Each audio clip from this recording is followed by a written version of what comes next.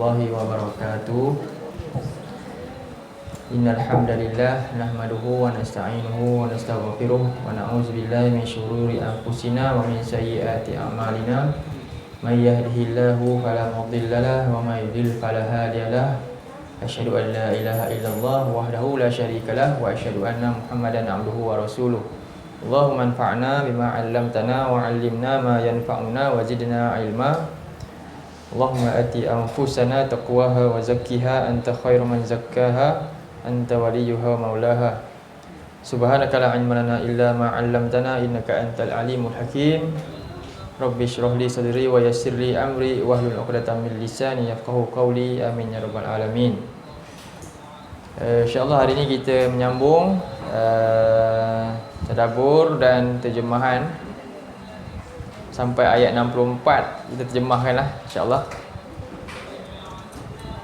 Baik, ayat yang ke-63 kita ada baki bahagian yang ke-5. Saya bahagikan ada 3 bahagian, 4 dan 5 kan. Pertama ayat 63 tu wa iz akhadna misaqakum. 1. Wa rafa'na fawqakum tur. 2. Khuzu ma atainakum biquwwah, tu yang ketiga. Wazkuru ma fihi. 4. La'allakum tattaqun. 5. Jadi 5 faedah kita boleh dapat daripada rangkaian ayat tersebut lah. Jadi kita bincang pada bahagian pertama tu wa id akhadna mitsaqakum, iaitu perjanjian yang Allah ambil daripada hamba-hambanya. Ini adalah sunnatullah yang mana sejak dari dahulu lagi kan, daripada alam roh lagi dan alam kehidupan ini Allah memang mengikat perjanjian dengan hamba-hambanya. Dan wa rafa'na fawqakum tur, dalam hal ini perjanjian yang diikat itu dengan disertai dengan ancaman kerana apa? Mereka ni menolak untuk ikut perjanjian, mereka menolak untuk ikut Taurat, sehingga kan Allah terpaksa apa? Angkat bukit Tur tu untuk apa dia? Mengancam mereka agar mereka taat kepada perintah Nabi Musa dalam perintah Nabi Musa untuk ikut Taurat tu. Begitulah kerana kedegilan ni kadang-kala cara dakwah ni kita perlukan apa? Adanya satu disebut tarhib, disebut tarhib. Tarhib ni maknanya apa? Kena ditakut-takutkan. Ancam dengan sesuatu yang tapi bukan tipulah, sesuatu yang benar lah. Sebab tu dalam Al-Quran antaranya Allah menakut-nakutkan kita dengan cerita-cerita daripada tentang neraka. Kan? Tentang neraka, kalau kita lihat dalam surah 39, kita lalu sekejap. Ayat yang ke-15, 39, 15, simpan dulu surah ni. Itu juga, itu nama dia tarhib. 39 surah apa? Az-Zumar ayat yang ke-15 tu. Kaedah tarbiyah Allah memang demikian, dan kita menurut kaedah-kaedah tersebutlah tarbiyah yang terbaik ni. Ayat 15 tu kita tengok.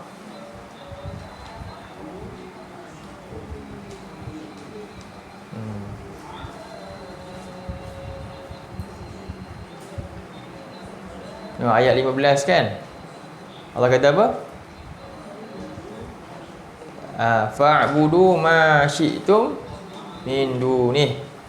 Abadikanlah diri kamu kepada apa saja yang kamu kehendaki, suka dari selain daripada Allah. Qul innal khasirina allazina khasiru anfusahum wa ahlihim yaumal qiyamah ala zalika huwal khusranul mubin. Allah sebutkan tentang katakanlah sesungguhnya orang-orang yang rugi itu adalah orang-orang yang merugikan diri-diri mereka dan keluarga mereka pada hari kiamat. Itulah kerugian yang nyata, yang jelas. Yang jelas nyata ni Allah nyatakan. Kenapa rugi ni? Jadi Allah menakutkan, Allah sebut dengan ayat 16. Lahum min fawqihim zulalum minan nar. Kerana mereka nanti ketika hari tersebut dinaungi oleh api di atas mereka. Di atas mereka ada naungan api.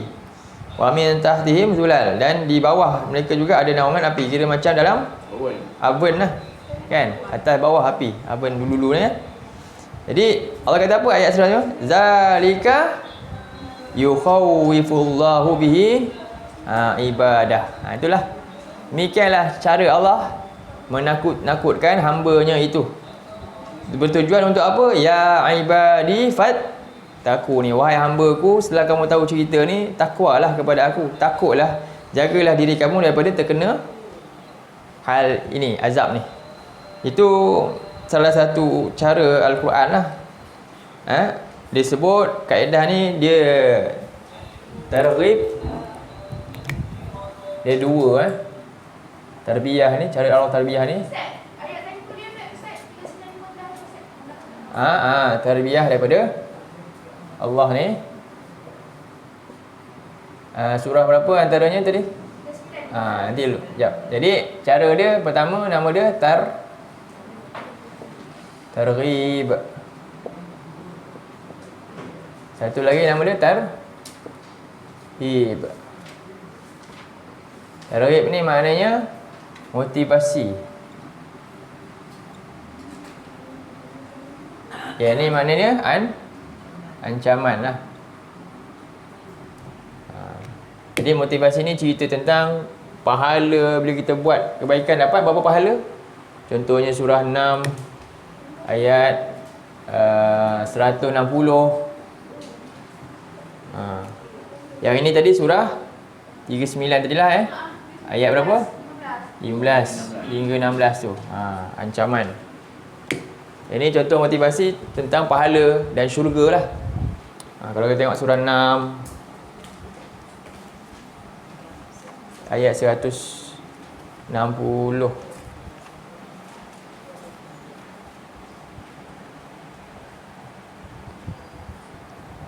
Supaya kita rasa termotivasi untuk apa? Bertaubat dan buat baik, sebab tak rugi dan kita tak putus asa dengan rahmat Allah. Saya dah buat banyak dosa ni, kan? Tengok Allah kata ayat ni. Adakah saya memang confirm jadi ahli neraka? Tak ada istilah tu. Kita masih ada peluang selagi hidup apa? Untuk bertaubat dan berpeluang masuk syurga. Tengok berdasarkan ayat ni Allah kata apa? Man jaa bil hasanati falahu asyru amsalia. Siapa yang membuat datang dengan kebaikan, maka baginya apa? 10. Ini minimum, maknanya tak ada pahala yang satu. Pahala paling sikit 10. Buat baik je paling sikit 10, tak ada satu pun. Itu maknanya Allah nak kata mudah dapat pahala. Yang kedua apa? Wa man jaa bisayyi'ah, dan siapa yang buat satu dosa, datang dengan satu dosa, kesalahan, fala yujza illa mislah, dan dia tak balas sesuai dengan hanya satu dosa tu je. Dia tak ada pula gandaan yang lebih daripada tu, sesuai dengan apa yang dia buat. Wa hum la yuzlamu, dan mereka tak akan dizalimi. Jadi itulah sepatutnya memotivasikan manusia ni untuk apa? Sentiasa usaha untuk buat kebaikan dan jauhi daripada kemungkaran. Tambah lagi dengan ayat lain, kalau tengok lagi dalam surah 39 balik ayat 53. Ni ayat ni juga bentuk motivasi ni. 39 53. Ingatlah ni kaedah dia, kita tarbiyah ni dua bentuk 39 ayat 53. Ayat ni Allah kata apa tu?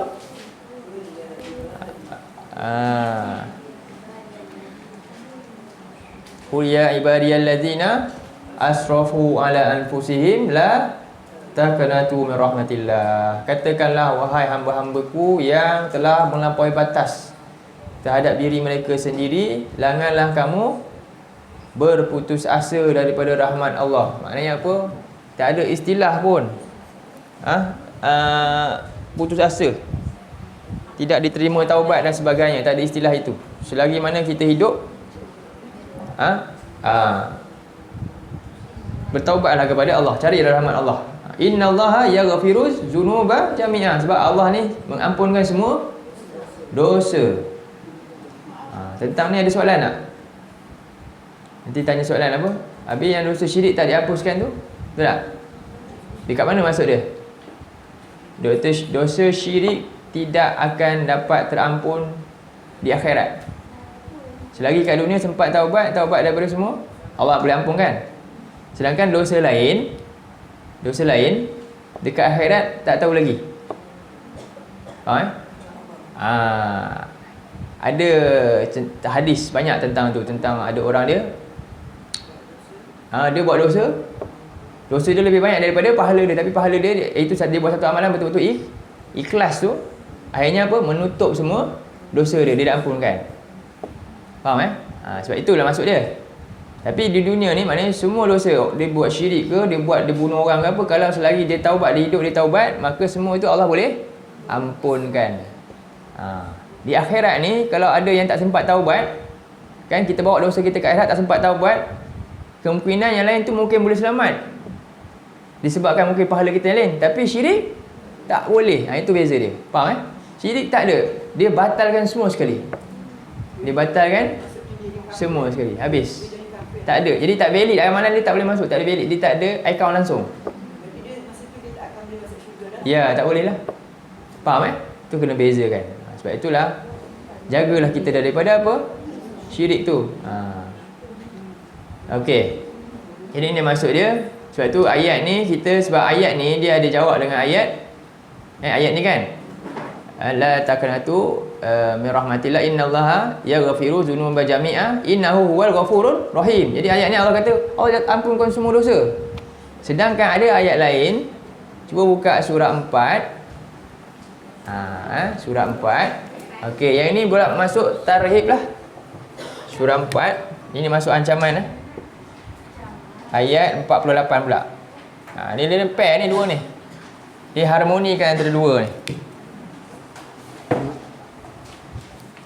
Surah 4 ayat 48. Okey. Kan Allah kata apa? Innallaha kan nampak tadi ayat ni kata Allah akan ampunkan semua dosa. Ayat ni tak pula. Maksudnya apa?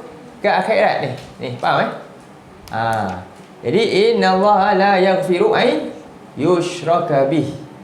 Allah tak akan ampunkan sesiapa yang mensyirikkannya. Kat mana? Bila dia bawa dosa syirik ke akhirat, itu tak akan boleh hapus langsung.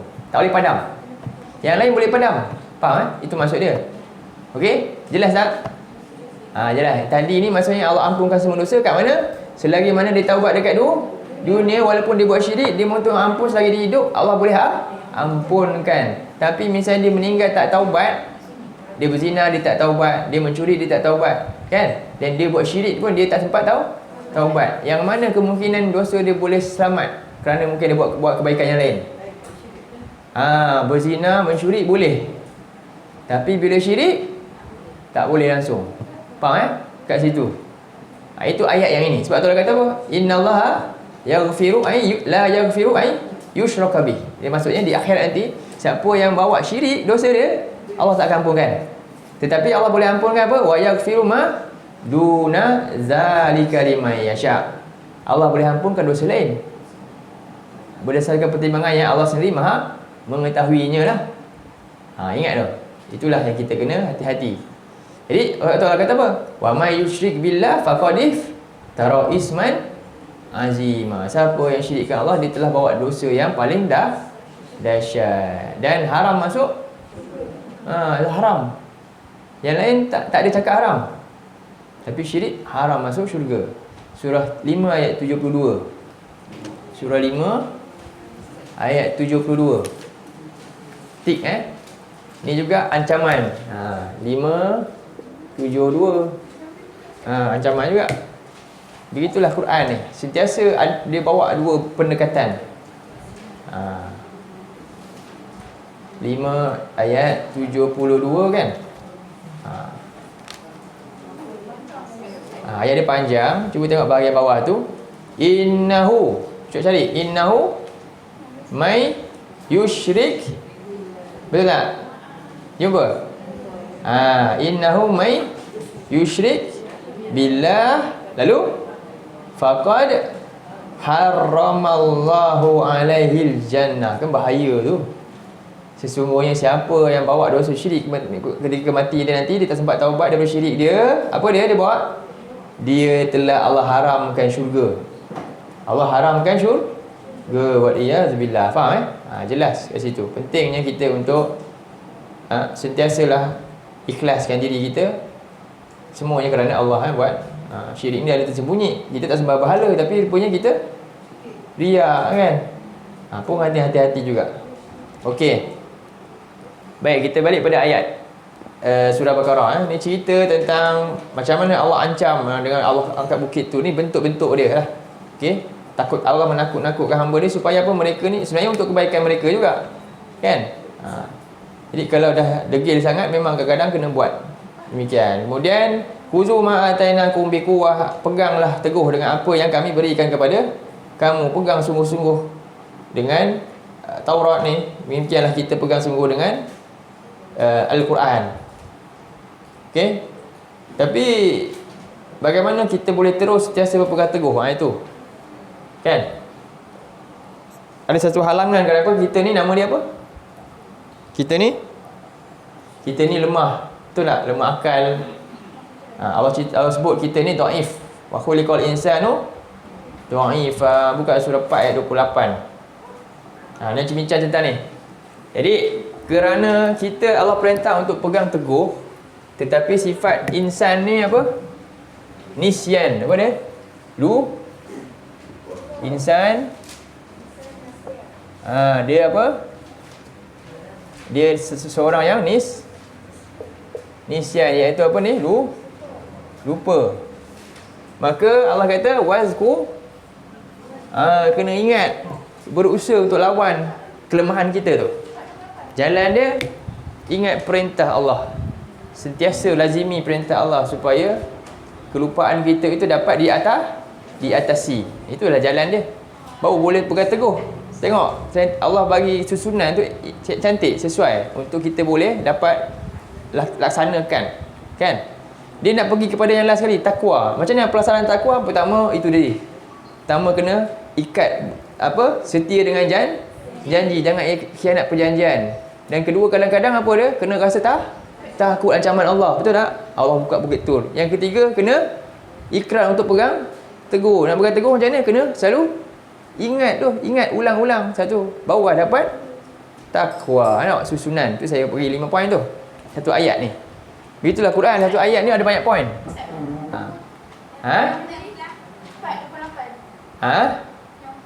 Buka surah 4 ayat 28. Apa dia, cikgu? Ulang balik. Okey, pertama kita kena ingat apa? Perjanjian. Jangan khianati perjanjian kita dengan Allah. Itu yang pertama, ikrar. Kita ulang ikrar perjanjian kan dengan Allah setiap hari dalam solat kita. Okey? Jadi perjanjian ni diingati dan perlu apa? Ada rasa takut. Ibarat macam gunung nak hempap. Saya ingat satu hadis. Jadi innal mu'min, Nabi kata, innal mu'mina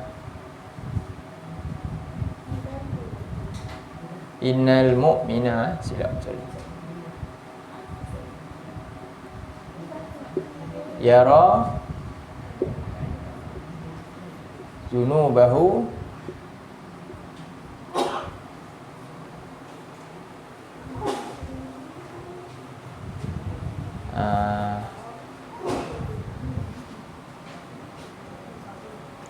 apa dia? Sekejap, saya lupa matan dia. Innal mu'mina yara junubahu kal jibal. Sekejap.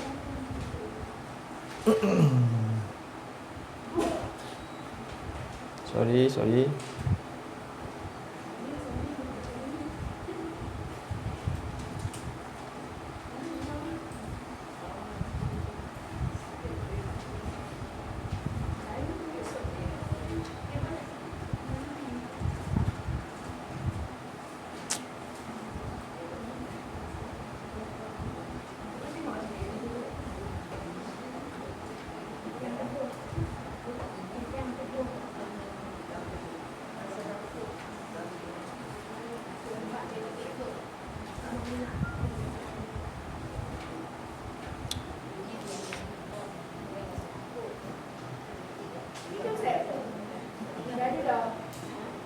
Ada hadis dia. Apa dia?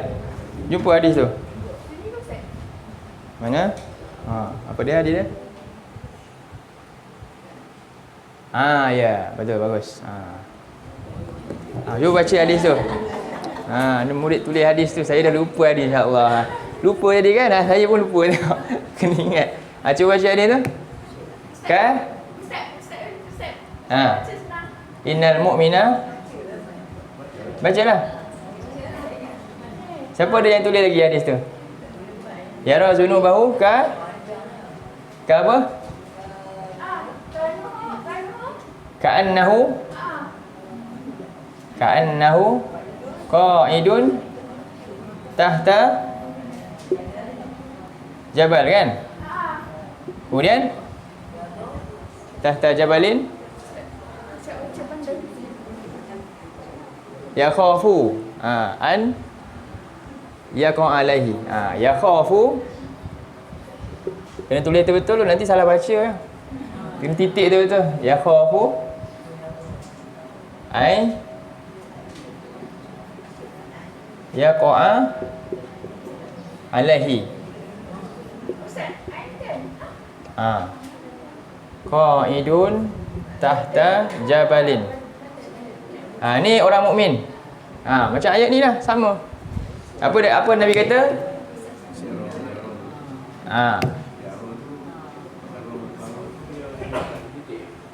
Boleh juga. Yara. Okey, cuba baca.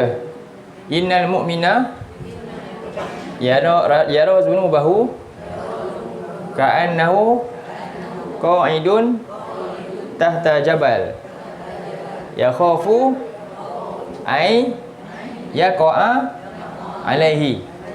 Apa makna dia? Tahu boleh terjemah? Cuba kita test terjemah kita. Innal mu'min apa? Sesungguhnya seorang mukmin itu yara, dia melihat zunubahu, jamak ni, akan dosa-dosanya. Orang mukmin dia lihat dosa-dosa dia, ka'annahu, seolah-olah dosanya itu, seolah-olah dia qa'idun. Qa'id apa? Ni.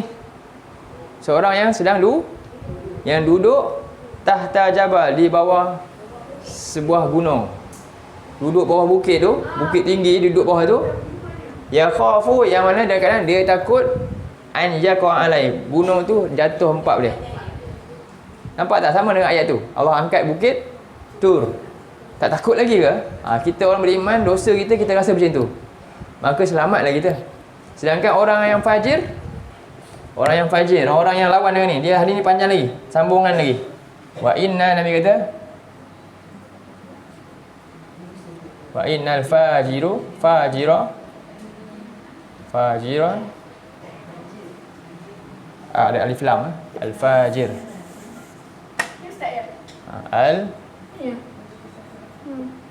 Betul tu. Habis sini kan? Kita ambil pendek. Betul kan? Betul.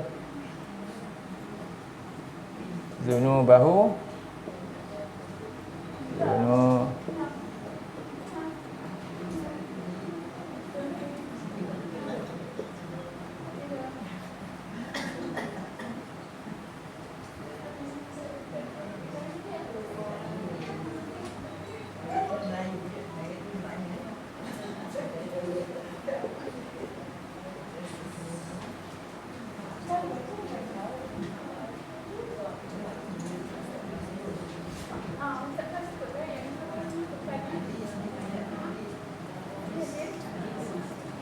Okey, ni satu lagi golongan.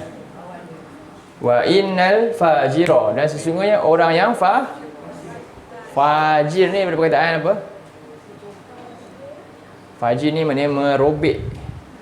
Kan kalau matahari apa? Fajar kan? Kenapa matahari disebut fajar? Kalau kita tengok ada fajar, dia dua, fajar shadiq dengan fajar, belajar tak fiqh.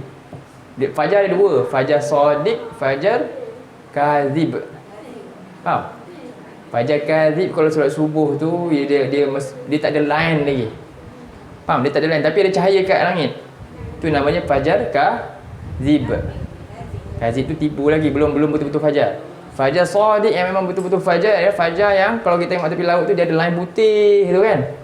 Tahu line putih tu dan dah nak keluar cahaya tajam tu. Itu fajar. Kenapa? Sebab apa? Seolah-olah kain rentang hitam dah terobek, nampak cahaya keluar kan? Terkoyak kan? Itu. Apa kaitan dengan fajir? Fajir ni orang yang mengosakkan, mengoyak apa? Sesuatu yang melindungi dia. Iman melindungi kita kan, seorang pakaian, betul tak? Betul tak? Kan? Pakaian. Agama ni lindung kita tak? Lindung daripada aurat kita semua kan? Tapi orang yang fajir ni apa? Sebab tu antaranya orang fajir, orang yang suka buka aurat. Sedangkan agama lindung dia, dia pergi buka aib dia.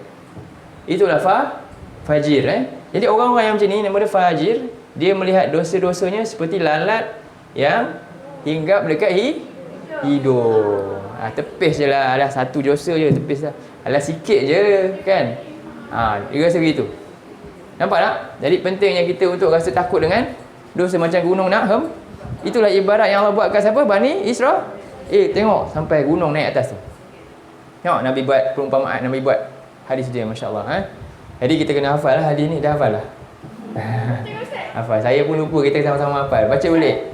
Innal mu'mina yara zunubahu ka'annahu qa'idun tahta jabal yakhafu ay yaqa'a alaih wa innal fajir yara zunubahu kazubabin marra ala anfih. Marra ala anfih. Marra ni maknanya apa? Terbang hinggap dekat hidung. Baik okey, itu yang kedua lah. Itu Allah kata perumpamaan yang kedua. Saya tambah hadis ni, bolehlah tulis balik. Jadi pertama tadi, ingat perjanjian kita, setia dengan perjanjian, ikrarkan. Kemudian takut kan apa? Kalau kita khianati perjanjian, itu jadi dosa dan seolah apa? Macam gunung nak empap tadi kan, Allah buat ibarat gunung tu naik atas. Kemudian yang ketiga apa? Yang ketiga, pegang teguh dengan perjanjian tersebut. Dalam perjanjian tu ada apa? Ada peringatan. Merasa takut lah daripada mengkhianati perjanjian tersebut sebab dosa. Dia khianat perjanjian, dosa besar. Yang ketiga, pegang teguh dengan perintah Allah. Pegang teguh. Jadi kita tak akan mampu pegang teguh sebab sentiasa kita akan dilupakan. Ni kerja syaitan. Dia akan melupakan kita daripada peringatan ni. Okey, yang tu yang ketiga, waskuru ni. Okey. Apa dalil dia? Antaranya kerja syaitan ni, dia akan buat kita lupa daripada peringatan Allah. Dalam surah 35 dulu, ayat yang ke-5. Ini nama dia gurur. Syaitan ni nama dia gurur. Antaranya surah 35 ayat 5. 35 ayat 5 surah apa? Fatir. Masya-Allah. Ada tak yang dah hafal nombor surah dengan nama? Ada? Tak ada. Seronok juga tu buat kuis kat situ. Surah 37 surah apa? Kita tak mampu hafal, kita hafal nama cukup lah dengan nombor. Jadi surah 35 Fatir. Apa makna Fatir?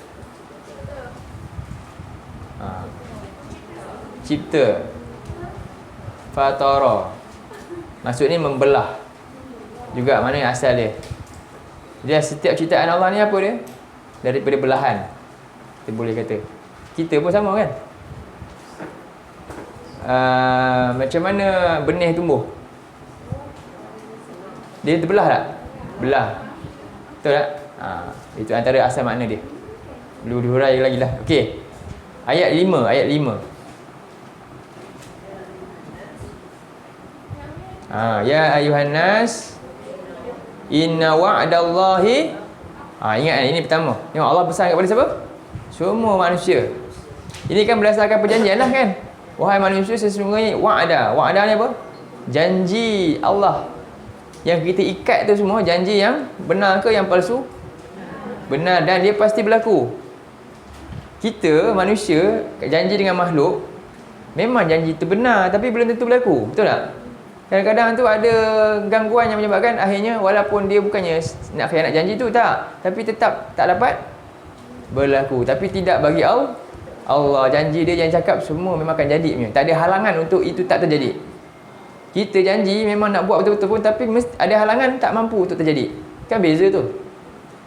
Betul tak? Tapi ramai manusia ambil perhatian dekat janji mana?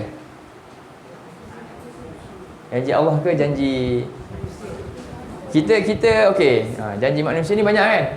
Janji untuk dapat kesenangan lah kerja. Betul tak? Janji manusia ni hal apa?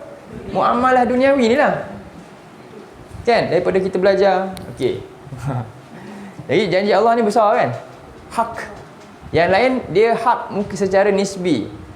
Boleh jadi ia benar bila dapat, tapi boleh jadi ia bukan hak. Kadang-kadang dia tak akan dapat capai apa yang telah dirancang. Itu beza janji kat sini. Tapi kita habiskan masa untuk janji yang mana?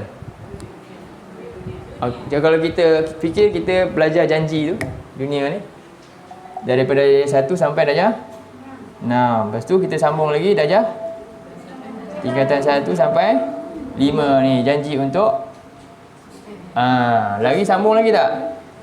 Ni dah berapa tahun dah? 11 lah kan? 11 tahun.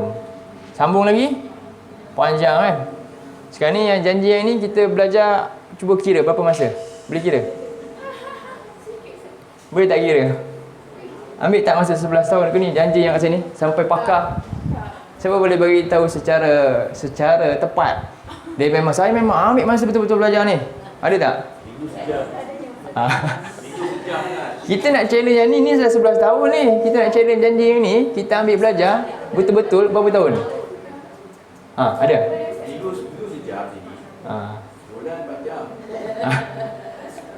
Kira berapa? Kan, jadi cuba bayangkan.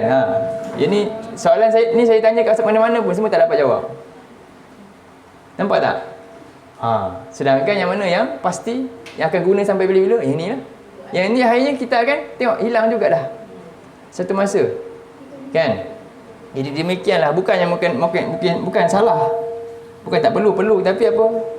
Aulanya yang mana yang akhirnya kan kita akan nampak sendiri kerugian kita kan, khusranul mubin. Itulah manusia dirugi. Kalau tidak saya mesti dah itulah angan-angan kita setelah itu. Tapi bukanlah makna kita ni gagal, tak. Selagi kita hidup, kita boleh jadi falah kan, orang yang berjaya insya-Allah. Okey. Jadi janji yang ini kita pun tak tahu berapa. Kita buat macam ni je lah. Berapa tahun? Ni untuk SPM juga kan? SPM apa? Siapa tahu? SPM apa? CJ perjalanan apa? CJ Padang apa? Padang Masya tu. Itu bidang Masya. Lagi besar SPM ni. Ni SPM yang pasti. Betul tak? Demikian yang ni kadang-kadang kita selalu lalaikan. Sebab apa? Adanya guru. Sambung ayat tu. Sebab itulah tengok Allah kata, sesungguhnya janji Allah ni, janji ni yang betul. Belajarlah yang ni, itu betul. Tapi tengok Allah kata apa? Wala, sambung ayat tu. Surah 35 ayat 5 tu.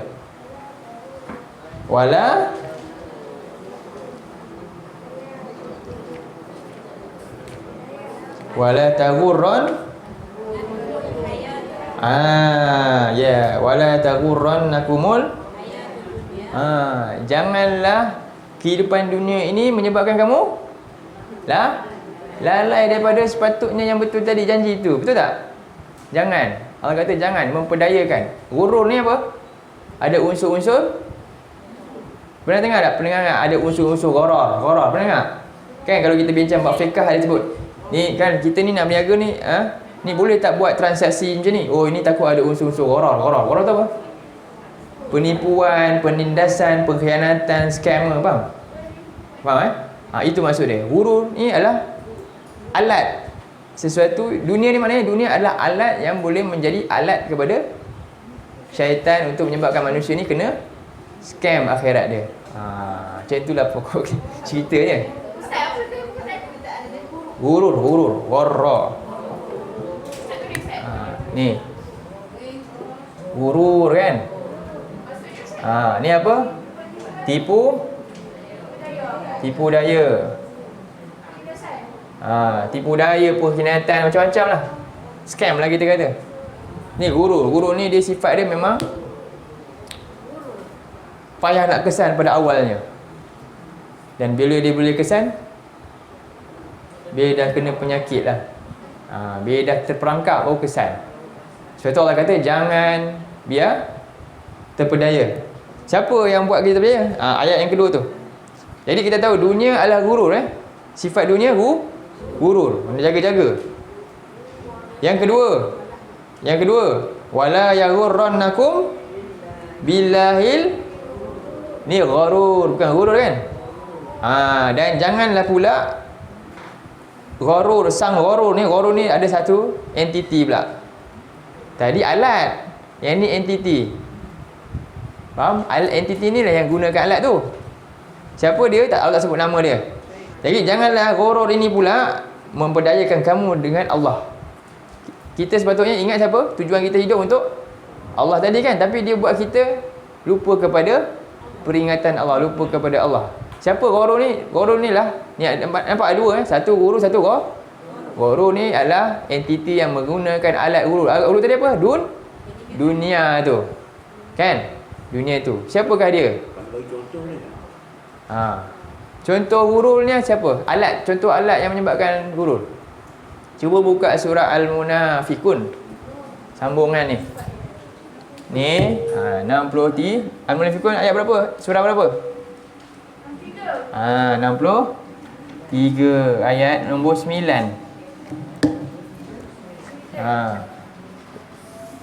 Secara umum tadi apa? Gurur tu dunia gurur kan? Dunia kan? Dunia adalah gurur. Dalam dia detail lagi dunia dia gurur siapa? Allah detailkan dalam ayat ni. Ada dua tu. Apa dia? Ya. Apa ayat dia? Ayat 9. Boleh baca sikit tak depan dia? Ya ayyuhallazina amanu la tulhikum amwalakum wala auladakum an zikrillah. Wahai orang-orang beriman, janganlah memperdayakan kamu. Apa dia? Inilah alat dulu dalam dunia tadi. Ada lagi detail dia. Apa dia? Dua perkara. Amwalakum wa amwalukum wa auladukum. Dua tu. Dua bentuk. Satu harta, satu lagi keluarga. Anak tu namanya keluarga. Harta dan keluarga. Jangan menyebabkan kamu lalai daripada apa? Lalai daripada apa? Daripada peringatan Allah. Lepas tu Allah suruh ingat. Ni Allah perintah ingat. Tapi benda tadi menyebabkan kita tak buat kerja untuk ingat tadi. Melalaikan kita daripada peringatan. Faham tak? Harta dan betul lah. Dia jadi faham Jadi jangan. Kemudian Allah kata apa dia? Selepas tu sambungan dia. Wa man yaf'al zalika kan? Siapa yang buat kerja tu dia rugi. Jangan terpedaya. Itu alat. Jelas sekarang ni. Dua Apa dia? Harta, keluarga. Dia boleh menyebabkan kita jauh daripada peringatan Allah kalau kita salah dalam mempergunakannya. Kita ikut jalan gurur tadi. Lagi detail lagi ada tak? Apa sikap dia antaranya? Buka surah 10 apa? 102 ayat yang ke 1. Tu tak ayat tu?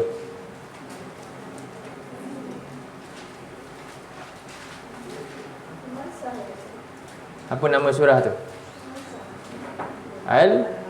Al-Takasur kan? Alha.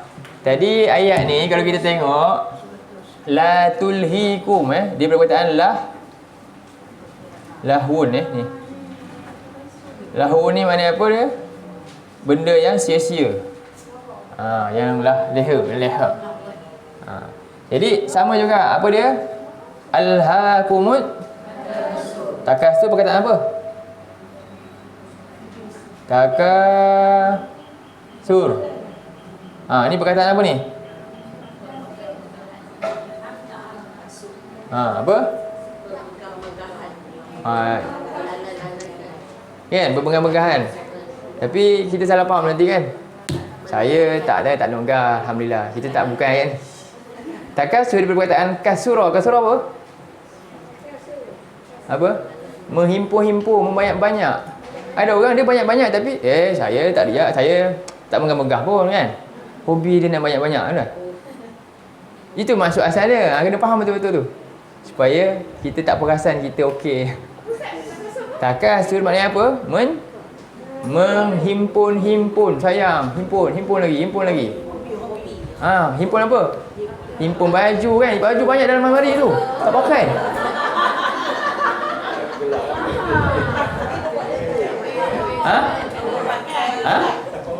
Tupperware. Betul tak? Baru perasan kan? Tak, kita kena tengok surah ni. Surah ni sangat penting. Surah ni kena baca betul-betul ni. Kita selalu baca surah ni. Kalau kita baca surah ni, kita tengok asbab nuzul dia dan kisah tentang surah ni. 3 orang sahabat, Nabi, Abu Bakar dengan Umar. Kita akan rasa, saya kena keluarkan semua dalam amali saya. Kita akan rasa macam tu. Kalau betul-betul lah, kalau betul-betul rasa. Ya, betul saya cakap ni, betul. Kita baca ayat ni. Bismillahirrahmanirrahim. Alhaakumut takasur hatta zurtumul maqabir kalla sawfa ta'lamun thumma kalla sawfa ta'lamun kalla law ta'lamuna ilmal yaqin latarawunnal jahim thumma latarawunnaha 'ainal yaqin thumma latus'alunna yawma idzin 'anin na'im.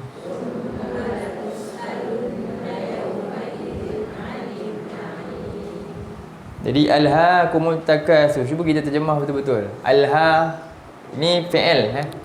Alha maknanya telah melalaikan oleh ia akan kamu. Siapa? At-takasur. Oleh kerja mengumpul-ngumpul tersebut. Faham? Menghimpun-himpun apa dia? Harta dan anak.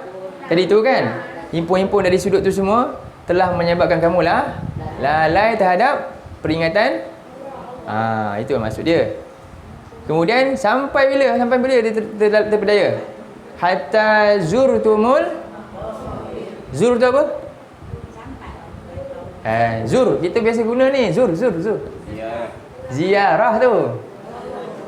Sampailah kamu ziarah kubur. Macam mana? Jadi ada 2 maksud ni. Sampai kamu ziarah kubur. Maksudnya Antaranya benda faedah yang Nabi suruh apa? Ziarah kubur kan, Nabi suruh untuk ingat apa? Mati. Itu pertama, itu selamatlah. Sampailah bila ada kematian kawan kamu ziarah kubur, baru kamu sedar, kamu insaf. Okeylah kan? Tapi yang kedua ni bahaya. Iaitu apa? Kamu ziarah kubur, iaitu kamu mati. Ziarah juga kan? Betul tak? Ziarah apa? Dia tak selamanya. Sebab apa Allah kata ziarah? Ziarah ni sifat dia, kita akan sekejap dan akan pergi. Dan kubur adalah tempat kita memang ziarah. Semua orang dalam kubur sekarang sedang ziarah. Ada yang tengah ziarah kubur lama, dia duduk sekejap. Duduk kat kubur 1000 tahun, jutaan tahun pun ada kan. Tengah ziarah lagi tu. Sebab nanti semua akan keluar dari tempat tu. Itu nama dia ziarah tu. Tak kisahlah berapa lama pun. Tapi dia akan keluar. Sebab hanya ziarah je, bukan tempat menetap. Tempat menetap lepas ni nanti kat mana? 2 je, syurga ke neraka. Faham Jadi sampai kamu ziarah kubur, kemudian Allah kata apa? Kalla saufa. Tidak sekali-kali tidak, tak lama lagi. Saufa ni maknanya tak lama lagi kamu akan tahu, kamu akan ada pengetahuan tentang ni. Kemudian sekali-kali tidak kamu akan ada pengetahuan tentang ini. Alam tu lah. Sekarang ni kita rasa khayalan tak alam tu? Orang yang dah ada ilmu tentang kubur sekarang siapa? Ahli kubur lah. Tapi ilmu ahli kubur ni dah bocor tak kat kita? Dah bocor ke belum? Dah lah ni, Nabi dah beritahu, dah bocor. Kan? Ada malaikat datang kan? Nanti kan? Dah bocor dah. Sekarang ni tinggal kamu nak betul-betul ambil ilmu ni, dah bocor ni, ataupun kamu nak tunggu ilmu nanti sampai ke sana. Sampai juga nanti, tapi dalam kubur lah. Faham tak? Ilmu ni nanti akan sampai juga. Tapi kita nak sampai sekarang kita ambil ilmu ni ke? Dah sampai sekarang dah. Kita boleh pilih nak ambil sekarang ataupun nanti kamu kena paksa ambil. Bila masuk ke kubur nanti kamu tahu. Mana nak pilih? Baik pilih sekarang, dah bocor. Faham? Kalla sawfa ta'lamun. Maka apa dia? Sampai la tarawunnal, engkau akan lihat dengan mata kepala. Apa dia? Jahim tu, neraka yang menyala tu. Summa la tarawunnaha. Apa maksud dia ni? Ainal. Jadi tahap keyakinan ada berapa? Tahap keyakinan ada berapa? Tahap keyakinan ada 2 ke 3? Jadi pertama ilmal yakin, tu satu. Ilmu. Mana yang paling rendah? Yang paling pertama ilmu. Kat dunia ni kan kita tak nampak tapi kita yakini. Kita pernah dengar cerita je. Faham? Okey, tahap keyakinan manusia ada berapa tahap? 3. Satu nama dia ilmu al-yakin. Ilmu al-yakin ni yang pertama. Yang kedua aina al-yakin. Yang ketiga hak. Hakku al-yakin. Jadi sekarang ni kat dunia fasa apa? Yang mana satu? Fasa yang mana? Bila cerita dosa, pahala, syurga, neraka, adanya hari kiamat, adanya mahsyar, ni yang mana satu? Ini yang ini. Ilmu. Sebab tu kita kena tuntut ilmu. Ilmu wahyu ni, cerita pasal tu. Faham? Sampai satu masa nanti kita akan tengok sendiri. Malaikat akan nampak jelas. Bagaimana kata kegoncangan yang berlaku akan nampak nanti. Kebangkitan kita pun sudah. Siapa yang bangkitkan aku ni? Semua yang akan nampak dengan mata. Faham? Dan kemudian apa dia? Hak. Apa dia? Akan rasa sendiri. Hak ni dah berasa dah. Syurga nikmat tak? Rasa dapat makanan tu. Ya rasa dah. Masuk neraka rupanya betul lah. Kulit saya lepas kena bakar. Na'udzubillah kulit orang lelaki lepas kena bakar apa? Ni bakar lagi. Kau tak mati-mati. Betul rupanya. Aku yakin dah rasa betul-betul dah. Nak tunggu sampai mana ilmu kita yakin dia? Jadi kita wajib untuk yakin daripada mana? Yang ni lah ni. Tapi kenapa ramai orang tak nak ambil ilmu ini? Itu masalah dia. Dia akan menyesal nanti. Faham? Dia tak nak ambil macam mana pun, satu masa dia akan tengok. Itu masalah dia tu. Kalau dia tak tengok tak apa. Betul tak? Dia nak lari ke mana? Allah kata, fa'aina tazhabun? Kamu nak lari mana? Manusia ni. Kamu nak lari ke mana? Allah kata, aina tazhabun? Kamu nak lari mana? Kamu nak tinggal Quran? Kamu nak lari ke mana? Betul tak? Mari sini. Ta'alau ila ma. Kembali kepada apa yang Allah cakap. Itu kerja kita. Kita nak lari ke mana? Jadi banyak ayat Quran cerita pasal tu. Kan? Ainal mafar? Kan? Kamu nak lari mana? Aina tazhabun? Kamu nak pergi mana? Banyak ayat Quran tentang tu. Jadi itulah. Kemudian yang terakhir, summa ni soalan ni saya nak cerita sikit. Summa latus alunna anin. Kemudian kamu akan ditanya pada hari ini tentang An-Naim. Perkataan An-Naim ni unik dalam Quran. Okey, saya nak bagi tik perkataan An-Naim. An-Naim ada berapa dalam Quran? Kita tengok dia ada tak banyak sangat. An-Naim Dan dia nisbahkan an-naim ni hanya kepada syurga sahaja. Jadi perkataan an-naim hanya ada 10 je dalam Quran. Perkataan an-naim dalam Quran ada berapa? 10. Semuanya cuba jannatun naim. Semua cerita pasal syurga yang penuh nikmat. Naim ni maknanya nikmat yang teramat. Kecuali ayat ni agak-agak kenapa? Ayat ni cerita pasal syurga. Bukan, ni ayat ni cerita Allah nak tanya nikmat dunia. Kenapa? Allah nak apa? Nak buat apa? Perlian, faham? Perli. Sebab apa? Orang yang sibuk ni dia rasa ini syurga dia. Faham tak? Dia rasa dia perorangan, dia rasa syurga dia. Jadi kamu rasa nikmat kamu ni macam syurga, sekarang kamu akan tanya nikmat ni ada lagi tak? Nikmat ni kamu buat apa? Jadi syurga. Sebab itulah dalam hadis Nabi kata, ad-dunya sijnul mu'min. Dunia penjara orang beriman, wa jannatul kafir. Dan syurga untuk orang kafir je. Kalau kita ni rasa ini syurga kita, habislah kita. Faham? Habislah. Ingat tu. Yang dapat ni apa? Ingat, pinjam je. Kalau kita dapat kadang-kadang kan, dapat harta yang best pun orang tak dapat, kita syukuri dengan apa? Gunakan. Dan bila kita ada itu, kita akan jadi orang paling kaya sekali lah. Allah kata kaya jiwa. Dalam hadis Nabi kata, irda bima qasamallahu laka. Nabi kata irda. Irda ni apa? Puas hati je lah. Irda bima qasamallahu laka takun aghna. Ni baru. Aghnan nas.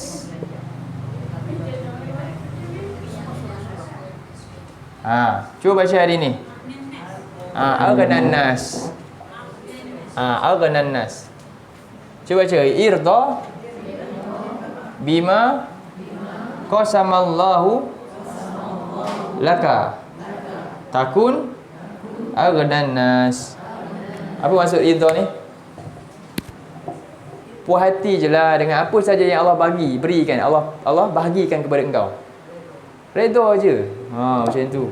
Engkau akan jadi manusia yang paling kaya sekali. Jiwa kaya. Kita tak rasa nak apa? Berebut-rebut nak kejar kan. Orang itu kita pun, tak boleh jadi, aku pun nak tu. Orang ini aku pun nak ni. Masalah. Tapi bila orang buat untuk akhirat, tak ada pula. Contohnya. Ini terbalik lah. Nabi suruh kita rasa iri hati dengan apa? Dua jenis orang. Ni, nak jadi manusia kaya ni, Nabi kata satu lagi hadis, la hasada illa fi isna tain.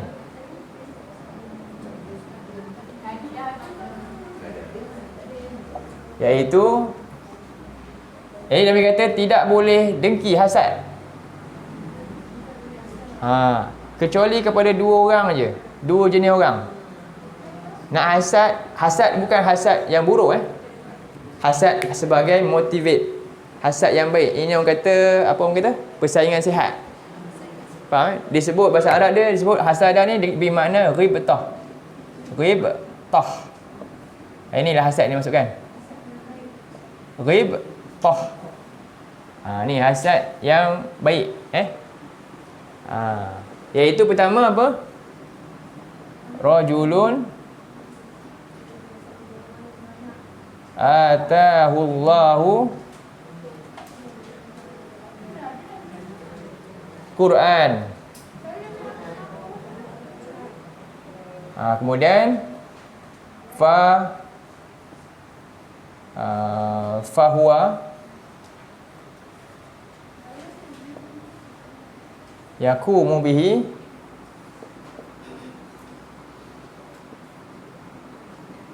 ana'a al-laili wa ana'a an-nahar. Siang. Ana ni sepanjang malam dan sepanjang siang. Yang kedua, wa rajulun atahu Allahu malan fayun fiquhu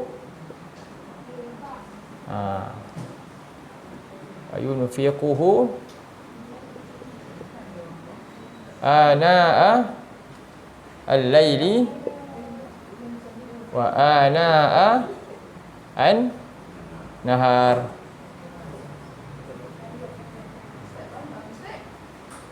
Banyak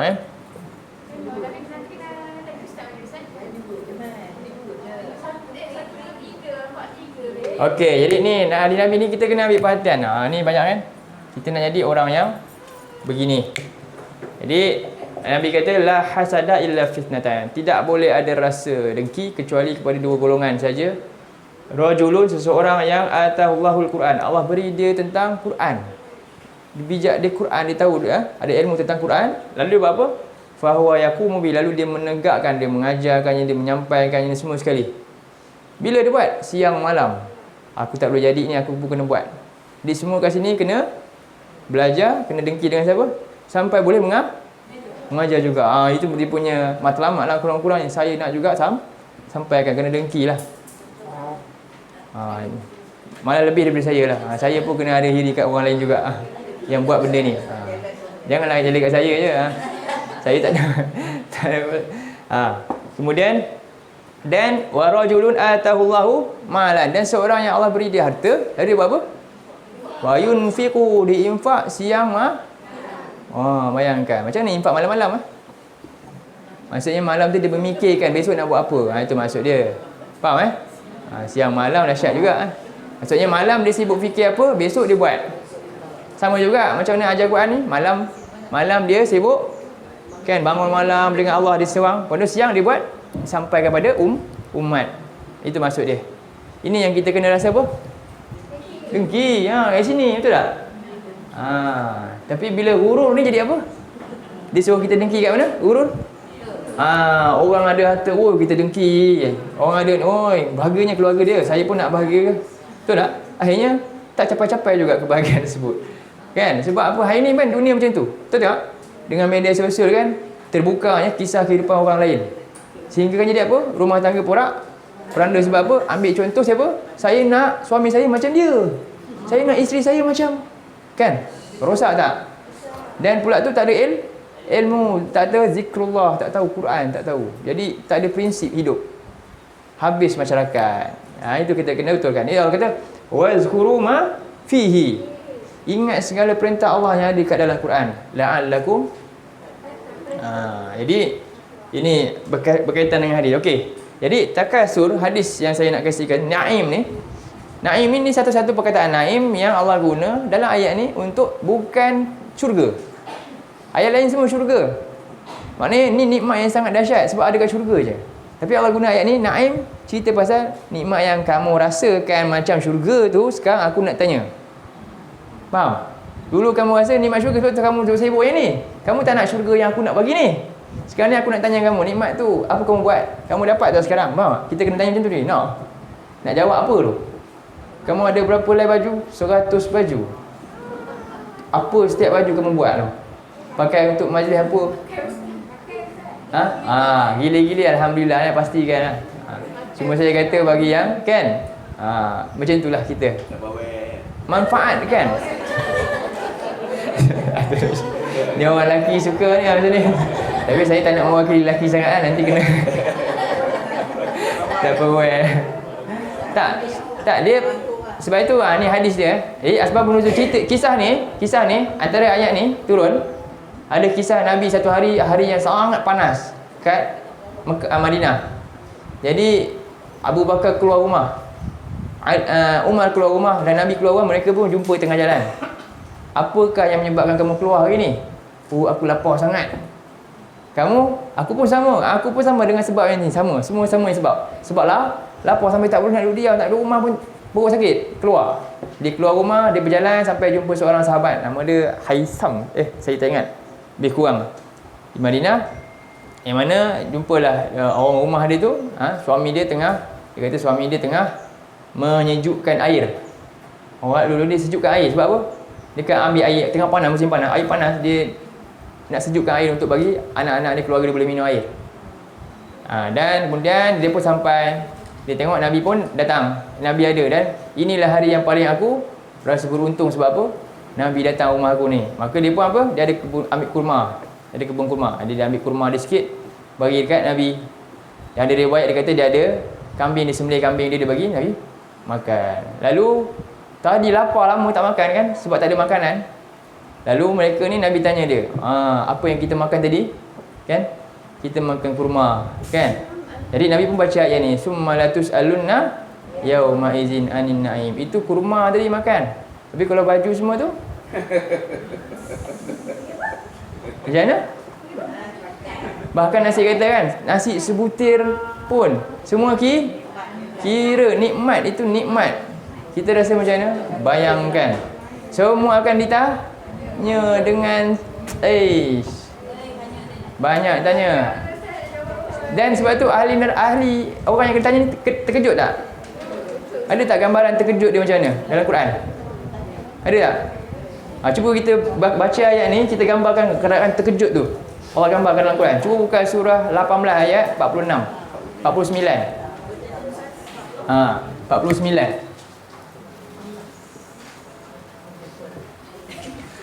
18:49.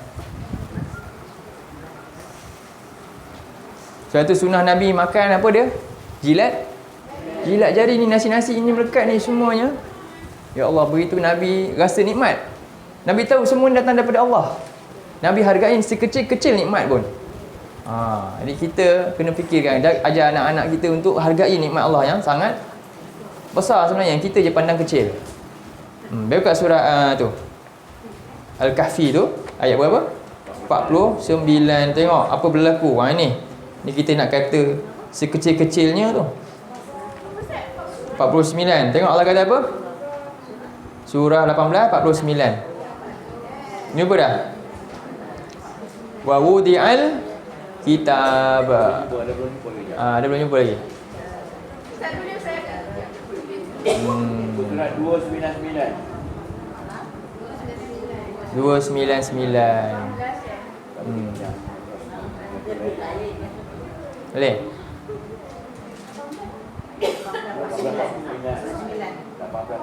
18:9.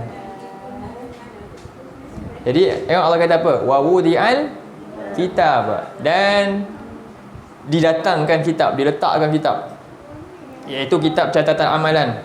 Fataral mujrimina mushfiqina mimma fihi. Lalu engkau akan melihat orang-orang yang ada dosa akan merasa gerun, takut melihat apa yang ada dalam kitab tu. Wa yaqulu ya wailatana ma li hadzal kitab. Lalu mereka kata, alangkah celakanya kami. Apa yang ada dalam kitab ini? Iaitu apa? La yughadiru saghiratan. Tidak meninggalkan walaupun yang paling kecil. Faman ya'mal mithqala dzarratin, dia akan tengok walaupun sekecil zarah khair, kebaik, dia akan buat apa? Yarahu. Betul tak? Surah apa?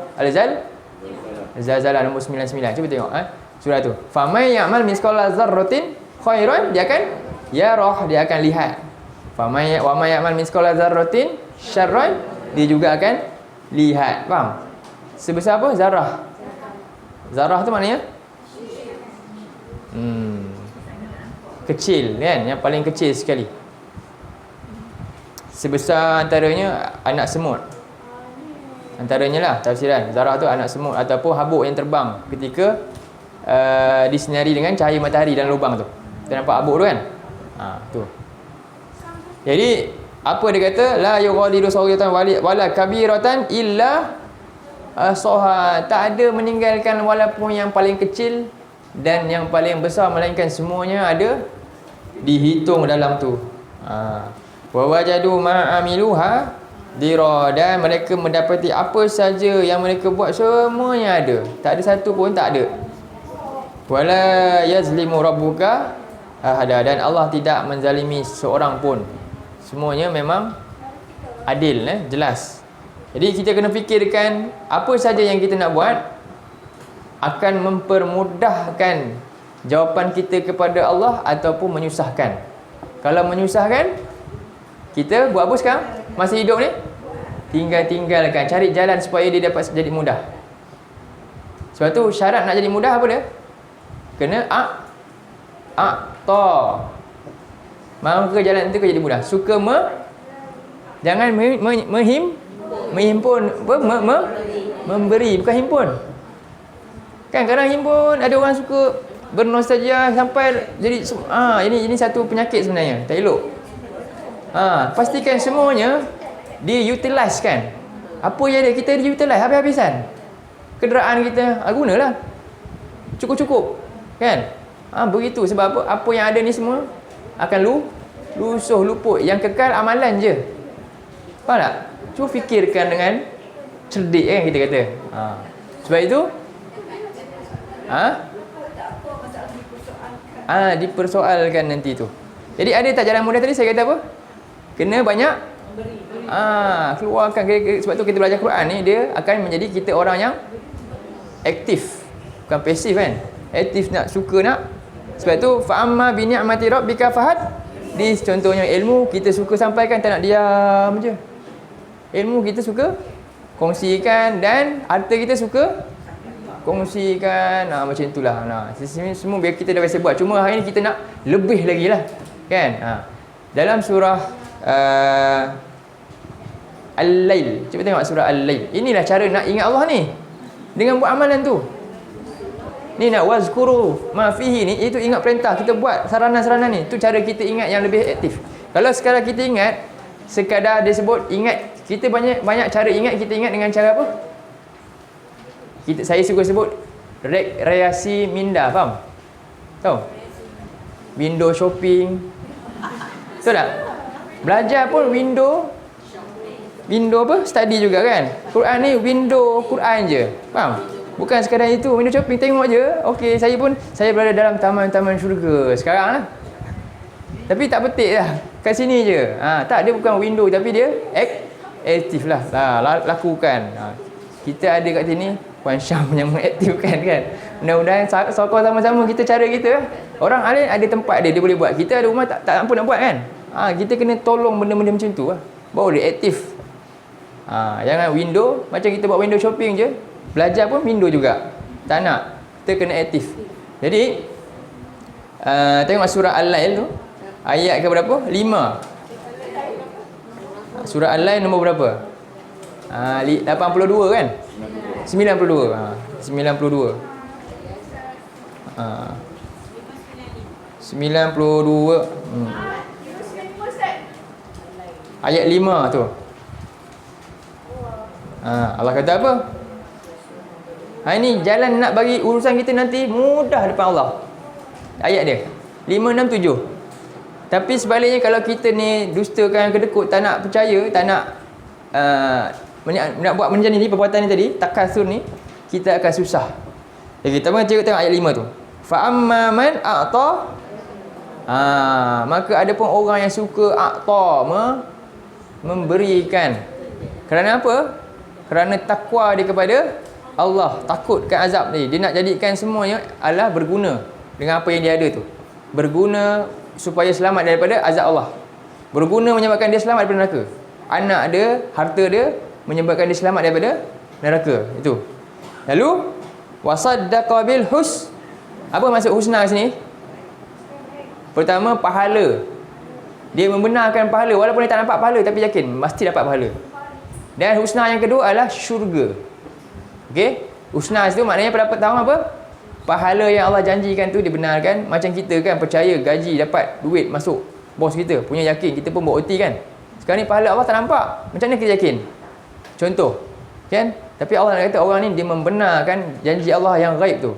Beriman kepada gaib kan. Allah kata ada pahala, buat ni besar ganjaran. Dia benarkan dan dia buat. Dan dia benarkan apa? Syurga Allah, itulah husna. Apa berlaku? Fasanu yassiruhu lil Kami akan mudahkan dia. Dia akan mudah jalan dia. Dia tengok catatan amalan dia gembira. Dia tak macam tadi. Dia rasa seronok. Dia mudah jalan. Ini jalan nak mudah. Manakala orang yang wa amman, ayat yang ke-8 apa dia? Wa amman bakhila. Kedekut ni lah, ni dua perkara ni. Ini kan. Dan merasa diri dia apa? Serba cukup. Wa kazzaba bil, dan dia mendusta, seolah dia tak percaya ada yang pahala, sebab tu dia tak gairah nak buat. Dia rasa tak ada kot, dia nampak lebih benda yang nampak depan mata dia, nukut duit. Itu dia kejar. Dia tak nampak pahala ni lebih dahsyat lagi, sepatutnya dia kena kejar. Dan mendustakan apa? Adanya azab Allah, itu maksudnya. Wa kazzaba bil husna, itu syurga dan adanya azab nanti. Maka apa dia? Fasanuyassiruhu lil, maka kami akan mempermudahkan jalan dia untuk supaya jadi susah. Allah akan buat jalan dia ke akhirat nanti susah. Inilah jalan supaya kita sentiasa berada dalam apa? Ingatan kepada apa?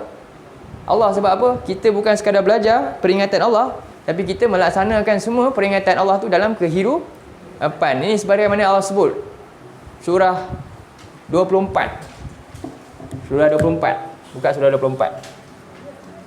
Ayat 37.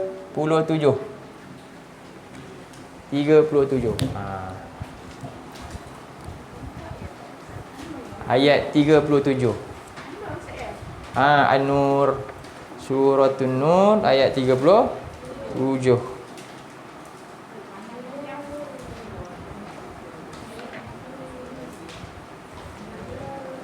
Kan? Apa Allah kata? Kena tak ayat tu? Kita kena faham betul-betul tu. Tengok Allah kata apa? Rijalun. Apa makna rijalun? Kesianlah orang perempuan. Macam mana? Rijal ni ada makna, ada makna secara hakikat lelaki. Tapi sebut rijal maknanya apa? Dia bila perkataan umum macam ni, contohnya kita kata al-muflihuna, orang-orang yang beroleh kejayaan, itu ikutkan lelaki ke perempuan dalam Quran? Lelaki. Ulaika humul muflihun, itu jamak muzakkar salim, itu kata tu untuk lelaki. Habis perempuan tak boleh berjaya. Jadi bila general macam tu, maknanya apa? Buka kepada umum semua. Suami sebut je nama suami, maknanya mewakili siapa? Keluarga dia dah. Betul tak? Macam tu. Jadi sebut rijal maknanya apa? Rijal ni seorang yang ada sifat kepimpinan, iaitu orang yang berjiwa itu ni, kaya jiwa. Okey, tulis kat situ. Rijal ni maknanya siapa saja orang yang berjiwa besar.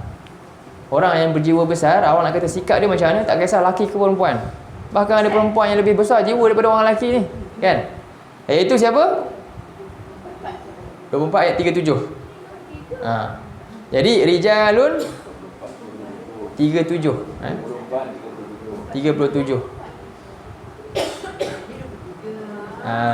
Salah surah tu. Jadi rijalun, tengok ayat tu. Apa dia kata? Okey, perasan tak? Tulhi ni dah berapa kali kita baca? Alha-ku, perkataan yang sama itu. Tu kena belajar bahasa Arab tu. Satu alha tu perkataan laha juga. Lagi satu sebelum ni apa? Ya ayyuhallazina amanu la tulhikum amwalakum wala auladukum, kan? Sama juga. Perkataan yang sama, iaitu apa dia? Tulhi, laha. Dia perkataan lahun ni. Iaitu yang melalaikan, yang menyebab kita terpedaya. Hurul dah.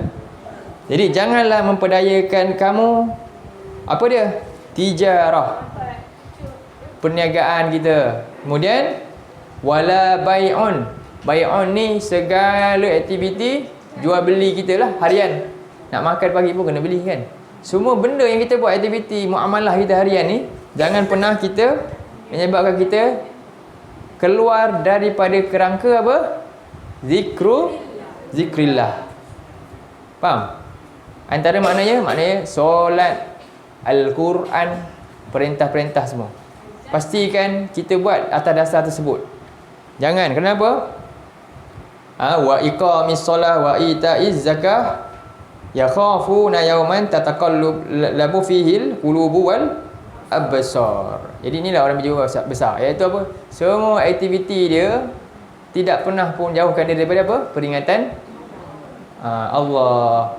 Jadi itu maksud dia ayat ni. Kerana apa dia tak jauhkan dia? Kerana dia takut apa? Hari yang ketika itu hati dan mata akan terkejut. Hati ada gemetar dan mata terbeliak ni gambaran ni. Jadi pentingnya bermula dengan kefahaman tadi, dia akan melahirkan amalan yang baik. Jadi itulah Allah perintahkan kita bersama dengan golongan ini dulu. Allah kata apa? Wazkuru ma fihi, sentiasa ingatlah kamu apa yang isi kandungan yang tergandung di dalamnya panduan ini. La'allakum, supaya kamu menjadi orang-orang yang takwa. Takwa ni mana dia? Takut perintah, jaga diri daripada terkeluar daripada perintah Allah. Kerana takutkan azab Allah, tu takwa. Memelihara diri daripada melanggar perintah Allah kerana apa? Takut azab Allah. Itu takwa. Pelihara diri daripada langgar perintah Allah kerana takut azab Allah. Itulah takwa. Baiklah, sampai sinilah tentang ayat ni. Jadi ingatlah, inilah jalan takwa. Jalan takwa kena ni kerja sikit kan. Jadi yang ini nak terjemah ke pukul apa dah? Pukul 12. Jadi apa jalan kita sekarang ni? Ni dua golongan ni tadi. Bagi yang ada kemampuan dunia ni apa buat? Sokonglah kan. Bagi yang ada ilmu sikit apa? Jangan lupa kongsikan, sebarkan, ajar kalau mampu, ataupun tak mampu tukar huruf belakang tu. Ajar. R pertama R, ajar. Tak mampu R tu tukar huruf K apa dia? Ajar. Jangan sumun, senyap. Kan? Jadi itu yang pertama lah. Jadi kami pun juga ada sedang usaha juga untuk bina share video ni ke dan sebagainya lah. Jadi itulah, bantulah mana-mana institusi yang nak gerakkan agama ni lah, Quran antaranya. Saya boleh di sini boleh Baitul Quran, supaya kita benda ni hidup sentiasa lah. Tak mati macam yang lain-lain ke, hidup betul aktif kan. Maka kita juga kena sama-sama bantu sokong untuk menghidupkan agenda-agenda Allah ni dalam Quran. Agenda-agenda Allah ni kita kena hidupkan dalam kehidupan kita. Okey, nanti insya-Allah sambunglah ayat ni. Golongan yang berpaling pula, bagaimana ada golongan yang berpaling daripada peringatan Allah, dan apa akibat-akibat daripada pemalingan tersebut pada minggu yang akan datang. Baik, qulu qauli hadza wa astaghfirullahal azim li wa lakum. Allahumma ja'al hadza jama'na jama'al marhuma wa tafarraqna min ba'dihi tafarruqan ma'suma. Allahumma inna na'udzubika minal arba' wa min ilmin la yanfa' wa min qalbin la yakhsha' wa min nafsin la tashba' wa min du'a'in la yusma'. Allahumma ja'alil Qur'ana rabi'a qulubina wa nura sudurina wa jalaa'a ahzanina wa zahaba humumina wa ghumumina. Allahumma ja'alil Qur'ana hujjatan lana wa la 'alaina. Rabbana atina fid dunya hasanah wa fil akhirati hasanah wa qina azabannar. Sallallahu wasallam ala nabiyyina Muhammad wa ala alihi wa sahbihi wasallam. Alhamdulillahirabbil alamin. Assalamualaikum warahmatullahi wabarakatuh.